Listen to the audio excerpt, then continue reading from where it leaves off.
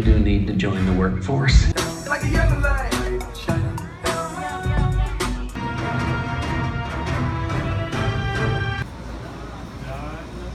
Alright guys, so I finally saw a sequel that I was quite anticipating ever since the second movie that came out back in 2013. Of course, that movie is Despicable Me 3. I saw it in the Dolby Cinema at AMC Prime. So in this third installment in this popular franchise, we have Gru and Lucy who get fired from the Anti-Villain League because they failed to capture one of the most wanted villains, of course, that is Balthazar Brat. And they failed to capture him, so they fire them.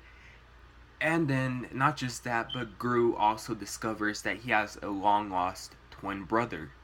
If you watched my reviews to recent animated movies that I have reviewed this year, like Captain Underpants and Cars 3, I have stated that this has been a very disappointing year for animated movies. And really, the only great animated movies we have gotten this year were the Lego Batman movie and Cars 3. And then we have Captain Underpants, which was good, and everything else is just decent or bad. And I had a lot of faith for Despicable Me 3.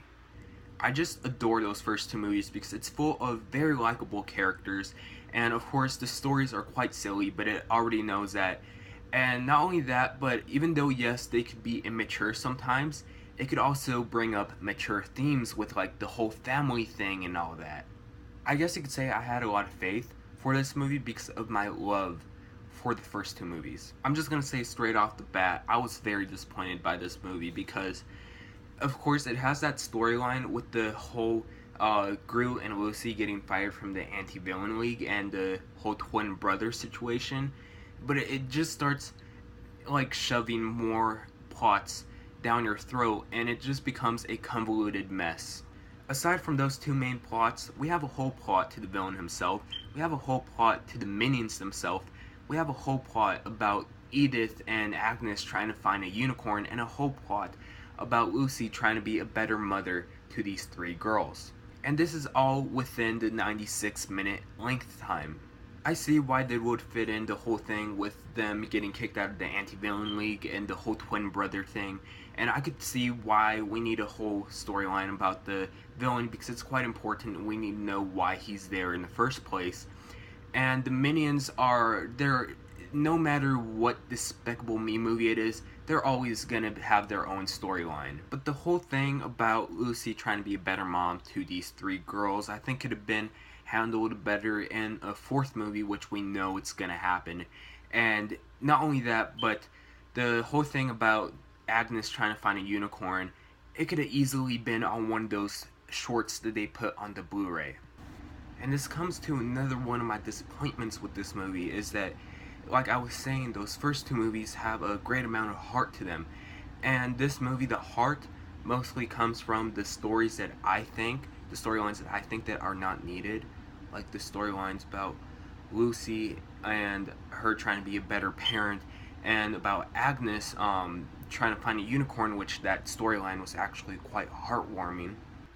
And what disappointed me is that we get more heart from those two storylines that I thought that were quite pointless to this movie, that again could have been the short to the Blu-ray on this movie with the whole Agnes and the unicorn thing. We get more heart from those two storylines than from the main storyline about Gru having a twin brother.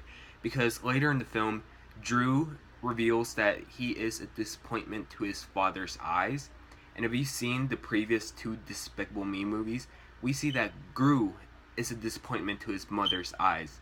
So this could have really been a moment where these two characters could have like had a talk about how they're disappointing to their own parents, and they could have had a nice heartwarming talk, but instead they avoid all that.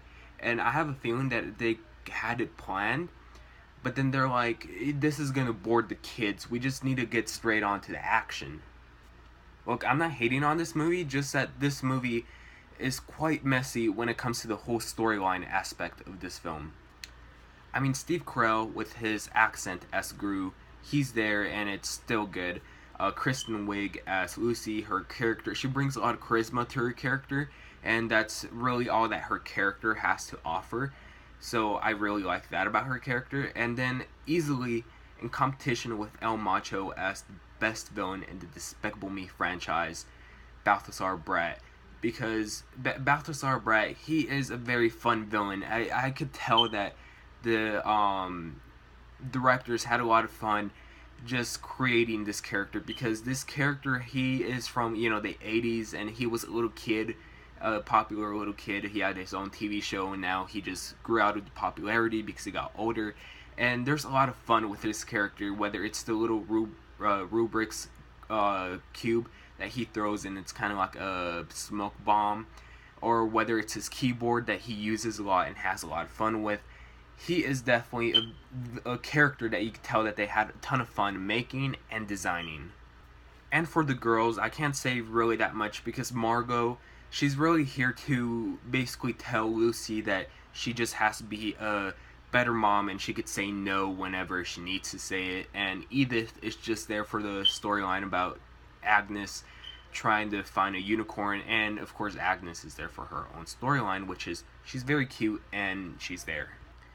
And the Minions, even though yes, they did ruin the Minions a little bit with their own standalone movie, and with those extremely annoying Facebook memes and all that, I like the Minions in this movie. I think that they are fun characters, and of course, it really ties into what people say about the Minions movie, where they can't carry their own movie, but they really work as side characters, and this movie proves that they work as side characters. If you're like me, who really enjoys the Minions when they're not in those ridiculous Facebook memes, then you'll get a kick out of those Minions in this movie. If you're easily annoyed by the Minions, you're easily going to be annoyed by the Minions in this movie. But they easily have one of the best scenes in the movie, where they basically go into this like reality singing show, like The Voice, and so, something like that. It's called Sing, which is a coincidence because Illumination's last movie was called Sing, so I don't know, Easter egg, I guess. And of course the Minions start singing, and it's actually quite funny. Overall, I was quite disappointed by Despicable Me 3. It doesn't reach the level of greatness that the first two movies did, but it certainly doesn't reach the level of mediocreness, if that's even a word, that Minions did. So out of the three Despicable Me movies, this is the weakest one, but yet it's quite better than the Minions movie. It was honestly quite difficult to grade this movie, because again, I was really disappointed by this movie, because I think that those first two movies are great, and without the very likable villain and the Minions, which have again the best scenes, then this movie could have been a C+ or B-, but just for that, I'm gonna say that this movie is definitely matinee / discount day worthy. That's why I'm gonna give this movie a B. But even for me, a B is quite low for a Despicable Me movie. And I saw this movie with Dolby Atmos sound system, which of course has overhead speakers, something that regular theaters do not have. And what Dolby Atmos has to offer wasn't really offered in this film, because it doesn't really utilize its Dolby Atmos overhead speakers or anything like that to make it feel like you're inside this movie till like this movie environment till like the very last 25 minutes where there's actually action happening. And I just can't really recommend paying extra to see this movie with the new Dolby Atmos sound system. It's just, this is not the type of film you need to watch that way. But anyways, have you guys seen Despicable Me 3? What you guys think about it? What do you guys think about the franchise? Anyways, and what do you think about animated films this year? For me, like I said, it's very disappointing. But yeah, if you guys seen it, please let me know in the comment section down below what you guys thought about it. As always, thank you so much for watching. Please like and subscribe, and I'll see you guys later.